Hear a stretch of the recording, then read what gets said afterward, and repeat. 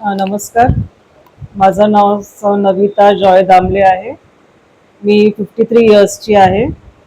एकदा मी सहज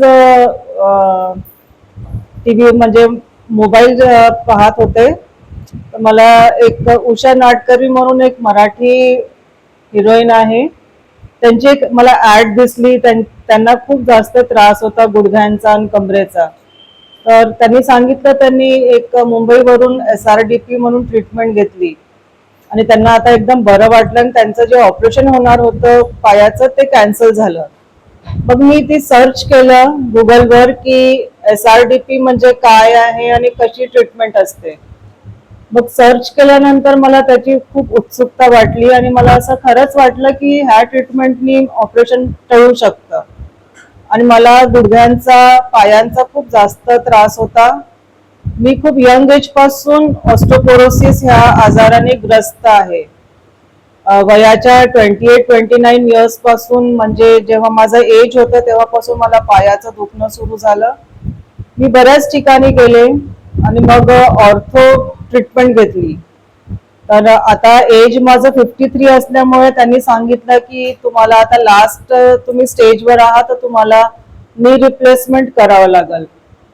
तर मग जेव्हा मी हे उषा नाडकर्णीचा व्हिडिओ पाहिला आणि नागपूरला आहे की नाही ट्रीटमेंट हे सर्च केल्यानंतर मला कळलं की नागपूरला पण 3 सेंटर्स आहे. तर माझ्या घराजवळ असलेल्या सदरच्या ह्या इन्स्टिट्यूटला मी आले आणि ह्यांना विचारलं.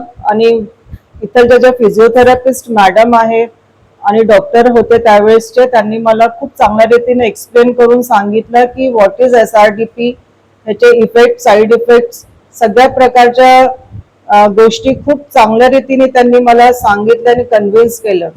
आणि जे मी गुगलवर सर्च केलं होतं हुबेहू तेच मला माझ्या काउन्सिलिंग मध्ये पण मला ते सगळे शब्द आणि सगळे ट्रीटमेंट मला समजले.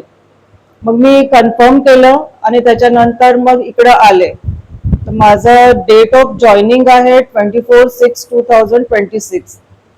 मग इथं आल्यानंतर फर्स्ट आठवड्यातच मला इतकं बरं वाटलं की मी बिछाण्यातून जेव्हा उठायचे, जेव्हा तो जो तीव्र त्रास होता माझ्या गुडघ्यांना, माझ्या पायांना, टाचांना, तो एकदम असं मला वाटलं की 50% माझा तो कमी झाला. आणि असंच करता करता आफ्टर 3 वीक्सची जी मी थेरपी घेतली, तेव्हा डॉक्टर मॅडमनी मला विचारलं की आपको कैसा लगता है, फिजिओथेरपिस्ट मॅडमनी विचारलं आणि 2-3 पेशंट्सनी पण माझ्याशी बोलणं केलं. तर मी त्यांना तेव्हा तेच म्हटलं की मी आता 50च्या वरती मी 80% वर आलेले आहे आणि मी खूप सॅटिस्फाईड आहे ह्या ट्रीटमेंट पासून.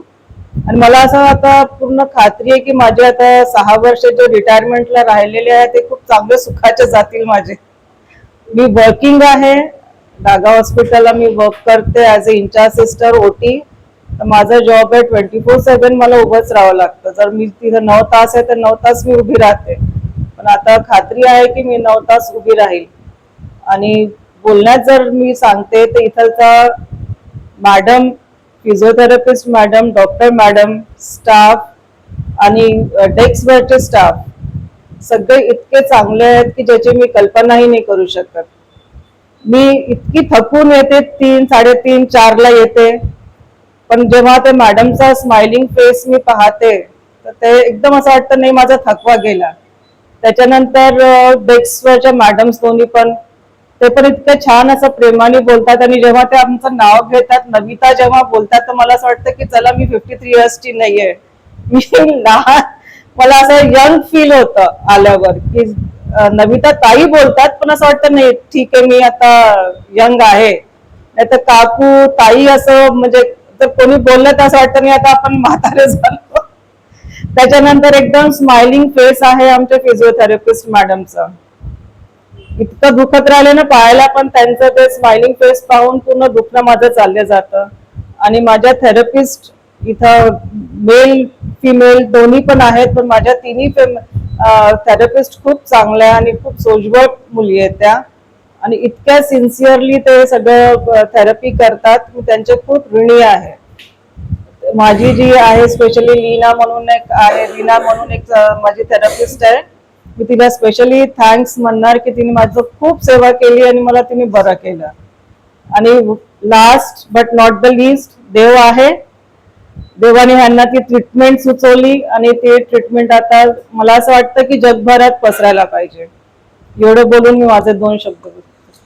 धन्यवाद.